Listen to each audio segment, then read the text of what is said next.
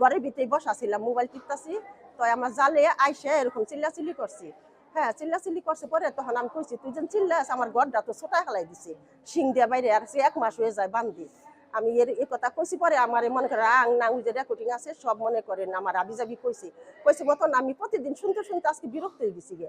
আজকে আমি জব দিছি, আমি তুই যেন খালি কস তে আমার ঘরটা ছুটে গেল, আমার এমনি তো আধা ভাঙ্গা ঘরটা যদি ছুটে যায় তাহলে আমি কেমনে কি করবো? আমার টাকা আছে, পলিথিন টানাই রয়েছি, এগুলি লিগাও আমার আবিজাবি কয়। তোর মেয়ের বাড়িতে যে আমি বদনাম কইছি এটা কোনো সাক্ষী প্রমাণ আছে? আর আমি চিনি তোর মেয়ের জামাই বাড়ি সামাই আইছে দুনো মাইজি আইসে জুতা ফেঁকে মারছে আমার মেয়ের শরীরে লাগে জুতো অঙ্কি সরে গেছে।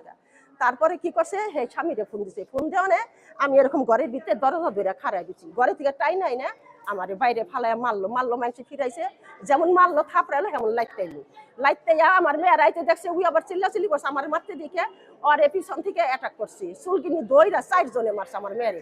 আর গ্রামের মানুষে কেউ ছুটাইবার পারে না। তখন ওই যে ওর বউ আমার ঘরের সামনে থেকে ইটা নিয়ে আমি সিঁড়িতে খাড়ে একটা বাড়ি দিছে, পরে আমি আর কিছু করা পারিনি, আমার 4-5টা বাড়ি মারছি।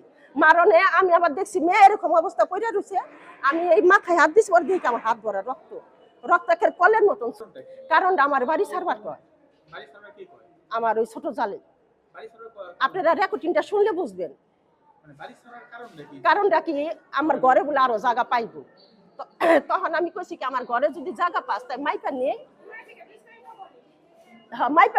মাইপা নেই কয় আমার বুঝ হয়ে গেছে, সবার বুঝ হয়ে গেছে, তোর বুঝ হয় নাই। আমি কই না, আমার বুঝ হয় নাই, আমার বুঝ হয় নাই, তাহলে তুই মাইপে আবার আমার বুঝ করে দে, এই কথা কইছি দিকে। আমার এই মেজু ভাই ছিল আমার ওই বাড়ির, আমার বাবা মারা গেছে, আমার ক্লাস 1-এ যখন ভর্তি করছে তখন আমার বাবা মারা গেছে, তখন আমার সংসারের হাল ধরছে আমার এই মেজু ভাইটে। আমার ছোট ভাই, এই যে ছোট ভাই মারামারি করছে, ওই ছিল আমার মার বুকের দুধ খায়।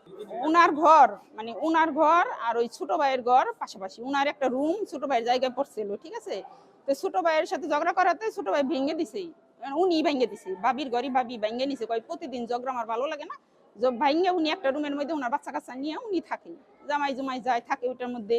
তো এই মানে ওরা ওই সময় থাকুক কি করুক, এইটা হয়তো বা তারা ভালোবাসে না, ওই অবস্থায় হেরা থাকে, মানে হের আর্থিক অবস্থা খারাপ, হ্যাঁ পলিথিন কেন, হ্যাঁ দুয়ারের মধ্যে তো যা খুশি তাই দিয়েই থাকতে পারে, সেটা না।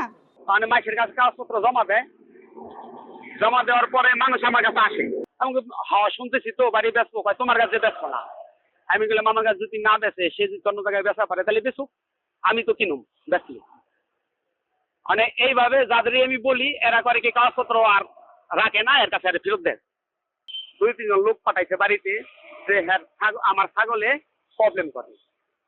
কি প্রবলেম করে, আমার ছাগল ধরলো বিয়াইছে তো ছোট বাচ্চা, ফাঁকে বানলে কুত্তার মধ্যে কামড় দেয়, লয়ে জানা কি করে, ওই আমার ঘরের সময় আমি বাইন্ধে রাখি।